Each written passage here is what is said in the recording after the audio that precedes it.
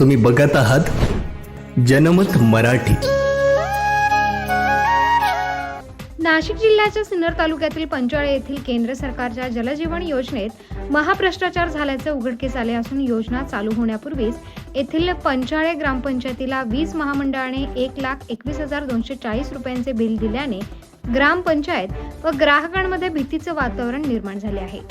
सदरचे बिल कोणी व कसे भरायचे, ठेकेदाराने सदर योजना ग्रामपंचायत ताब्यात न देता 1.25 लाखाची बिल आल्याने योजना ताब्यात घ्यायची का नाही याबाबत ग्रामस्थ व ग्रामपंचायत यांच्यात संभ्रम निर्माण झाला असून ठेकेदार आणि सदर योजनेतून पाणी उचलून विकल्याचा आरोप ग्रामस्थ व सदस्यांनी केला आहे।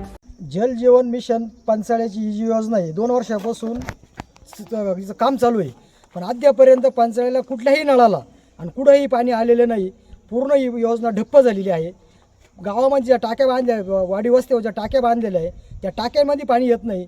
हे पाणी इथं 50% इथे स्लिप होतं आणि 50% जाताना स्लिप होतं, तर गावापर्यंत एक थेंब पण पाणी आलेलं नाही। आणि ठेकेदाराचं आणि ग्रामपंचायतीचं ग्रामसेवकाचं असं म्हणणं आहे का आम्हाला 1.25 लाख रुपये बिल आलं, पाणीच आलं नाही तर बिल तुम्हाला दिलंच कसं काय? मग पाणी आम्हाला पाजणार आहे का नाही, पाणी बंद करणार आहे का नाही?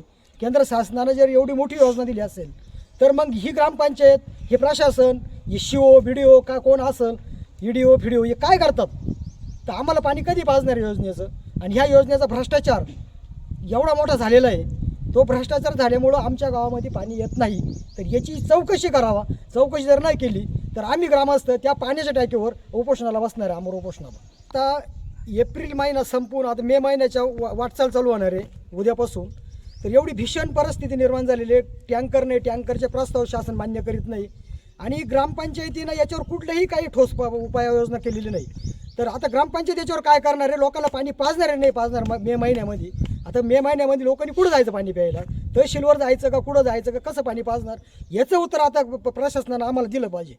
जल जीवन मिशन जी योजना आहे 2023-24 या साली शासनाने या योजनेसाठी 3,85,00,000 मंजूर केले। 3,85,00,000 जर या योजनेसाठी मंजूर केलेले आहेत आणि ही जी योजना इतकी सुंदर शासनाने आपल्याला दिलेली आहे, फक्त एकच का थोडासा ढिसाळ कारभार, थोडं लक्ष नाही ग्रामपंचायतचं म्हणा का प्रशासनाचं म्हणा, याकडे लक्ष नसल्यामुळं आज पावे तो पंचाळे गावात एकही थेंब पाणी आलं नाही। आणि आम्ही ज्यावेळेस पाण्याची मागणी करायला गेलो, सदस्यांकडे मागणी केली, ग्रामसेवकाकडे मागणी केली, तर ग्रामसेवकाने आम्हाला असं सांगितलं की 1,25,000चं बिल ग्रामपंचायतला आलं। ही बिल आलंच कसं काय? जर ती योजनाच अजून पूर्ण नाही, त्या पाईपामध्ये एक थेंबही पाणी त्या पंचाळ्याच्या टाकीत पडलेलं नसताना एवढं जर बिल आलं तर निश्चित हा कुठंतरी ढिसाळ कारभार म्हणावा लागेल।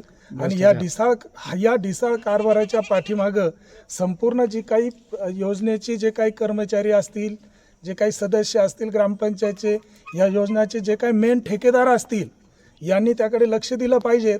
आणि पाणी पडलंच कसं? आम्ही त्या ठिकाणी आता उभं आहोत, या ठिकाणी पिंपळगाव, त्यानंतर वरती सोमठाणं, त्याची जी फिटिंग आहेत पाईपांची, ती फिटिंग 4 इंची कनेक्शन जे कनेक्शन जोडलेलं आहेत ते अतिशय असं ढिसाळ कनेक्शन जोडलेलं आहेत। आणि त्या ज्या 2 ठिकाणचं जे कनेक्शन आहे ते अतिशय सुंदर आणि व्यवस्थित जोडलेलं आहे। आणि पंचायतच्या ज्या टाकीचं कनेक्शन आहे ते अतिशय चुकीच्या पद्धतीचं जोडलेलं आहे।